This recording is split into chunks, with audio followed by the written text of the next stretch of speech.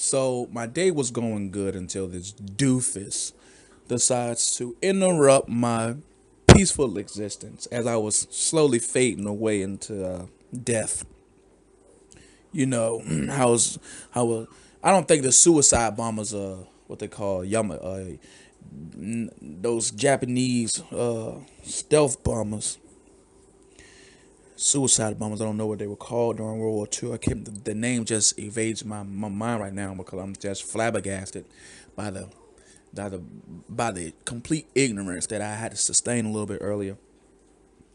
Hey, come on, come on.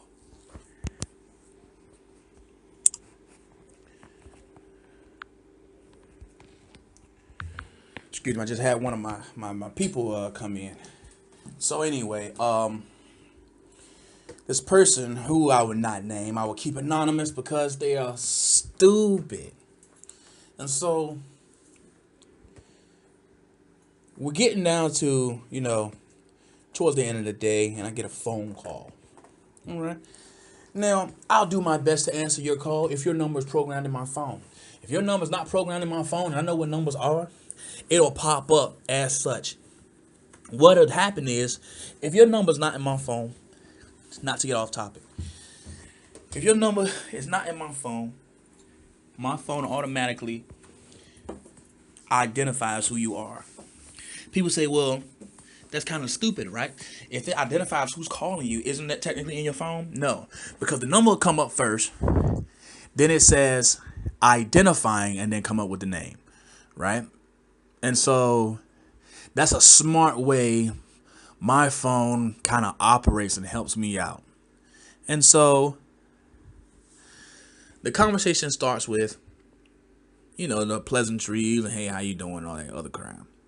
And so he goes on to say, I wasn't calling just, calling to say hey. And I was like, oh yeah, I mean, that's no issue. What you calling and saying hey, I mean, I will call and say hey if I haven't heard your voice in a long time, but I just spoke to you yesterday, so okay, there must be something else. But anyway, he never gets around to the part of this being something else, but he says something that kind of makes me a little bit upset. And so he's like, oh yeah, I haven't gotten out all day because my head hurt. I'm like, okay, what's going on? You got a headache, migraine, or something? Oh yeah, I got a headache because then I had to take a blood pressure pill. And I'm like, okay, well maybe you should, drink some water and for the future just substitute the salt from causing your head to bump like a bass beater is inside your temples, and just try to eat more salads, more greens, more vegetables, and less salt. He's like, oh yeah.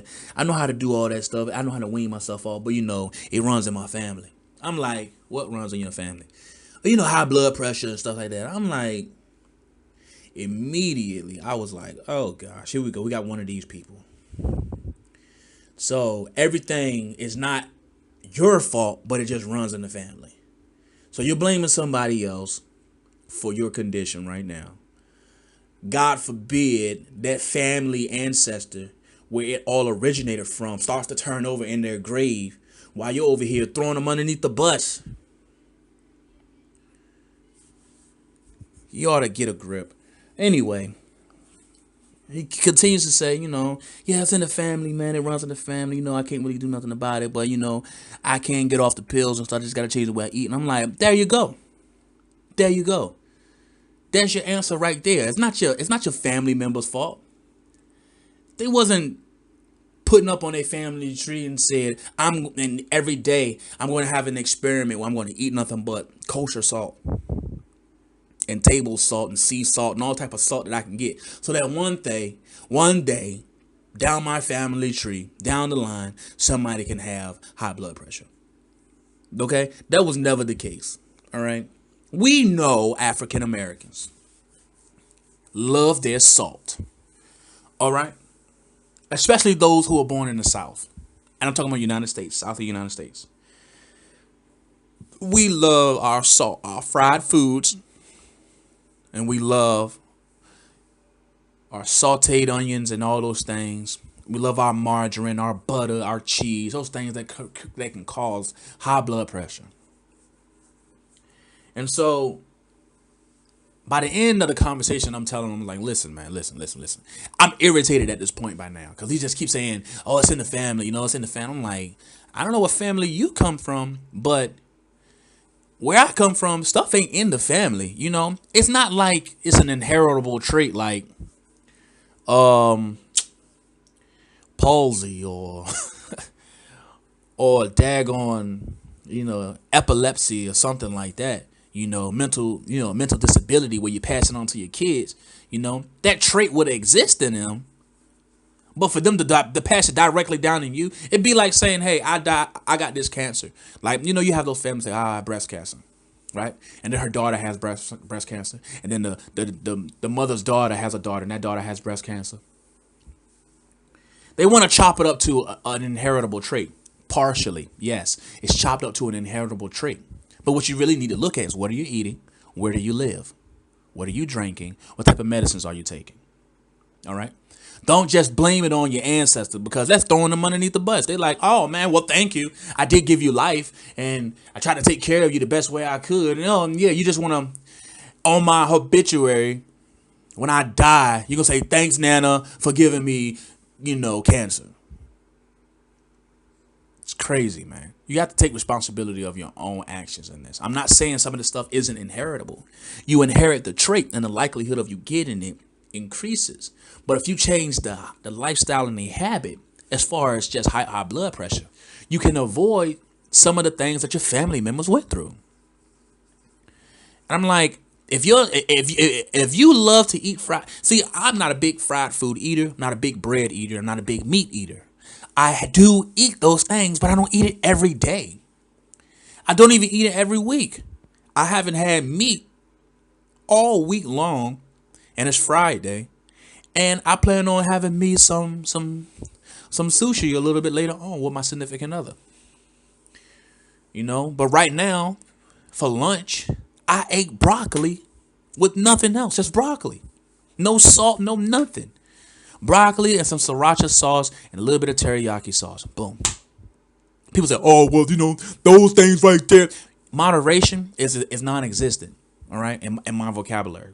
If you eat it, you eat it. But if you eat it all the time, the likelihood of you contracting something or some dormant, rare disease-forming monster erodes and erupts through your bowels and eats you from the inside out can possibly increase if you eat something like that every day.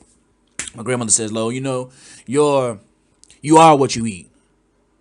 So and at the end of the conversation, I was like, as I'm irritated, I'm like, you just got to change your diet. Drink more water, drink less soda, eat more vegetables from the earth that you grow with your own hands versus eating vegetables inside the grocery store. If you want to eat meat, I'm a hunter. I hunt deer and rabbit, and I do it every single year. And I make sure I stock up enough meat. If I'm craving meat, I go to my freezer. I thaw out some deer, some venison, and I go to town on that. I cook it up the way I want to cook it up, or I take it to the butcher, get some hamburgers or sausages or something like that. My wife, she didn't like it at first, but now she says I would. She wants it. She didn't like it at first. She wants it. She said, I would rather eat, venison than a cheeseburger. And trust me, I've gotten to the point where I haven't had fast food, in a while. So if I do get fast food, it's usually a salad. And then I try to take the meat off of it because I don't know where it comes from. I like to eat meat where I know where it comes from. People say, well, how you know where the deer came from? I saw him trotting through the bean stalks in the cornfields, and I put a bullet in his chest and chopped his nabs off and sprinkled his blood on my face like I was a Apache Indian. But anyway, let me know what you guys think. Is it honestly genetically inherited?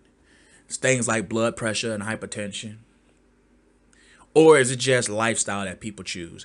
Given the fact that we do know that the trait is higher in certain individuals, especially in those family structures, where the possibility of you contracting something is high because it's been passed down. But to automatically chop up your actions and take them off to the side and say, hey, it's in the family. How can it be in the family? I want to know what you guys think.